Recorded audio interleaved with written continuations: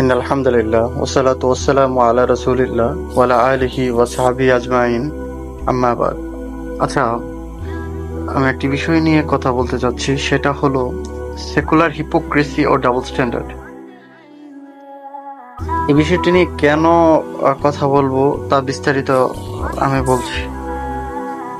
আচ্ছা, গাজার প্রতি সেকুলারদের যে মায়া কান্না, এটিকে আমি হিপোক্রেসি বলি।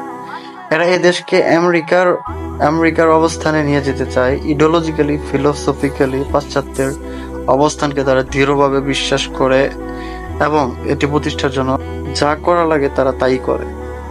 মুসলিম আইডেন্টিটি, শরিয়া, খেলাফতের নাম শুনলে তাদের মাথা খারাপ হয়ে যায়। ওয়ার অন টেররের বয়ান কি? এটি কাদের বয়ান? এটি আপনাদের কাছে প্রশ্ন রইল।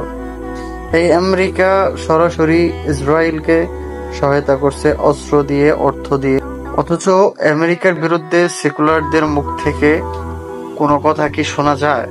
না। কেন যায় না? আমরা এটাকে বলি আমেরিকান জেনোসাইড, কারণ তারা এর পৃষ্ঠপোষক, তারা এর পেছনে আছে। আচ্ছা, পরবর্তীতে দেশের সেকুলারিস্টরা কি আফগানিস্তানের তালেবানদেরকে মেনে নিয়েছে?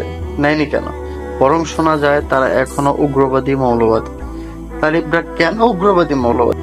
কারণ আমেরিকা বলছে তাই। যদি তালিবরা ফালিস্তিনিদের মতো মার খেত এবং এথনিক ক্লিনজিং হতো, এরপর মায়া কান্না দেখাইতো, যেটা এখন দেখাইতেছে। অথচ ডেমোক্রেসি বলেন, লিবারেল ডেমোক্রেসি বলেন, যারা এই পৃথিবীতে নিজেদেরকে সমাধানদাতা হিসাবে উপস্থাপন করে, তারা কি করছে গাজার জন্য?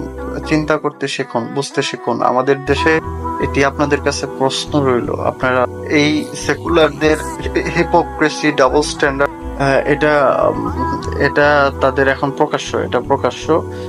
তো সেকুলারিজম আমাদের দেশে কেন ইসলামের প্রধান শত্রু, এই বিষয় নিয়ে আমি সামনে কোনো একটা দিন আলোচনা করবো ইনশাল্লাহ।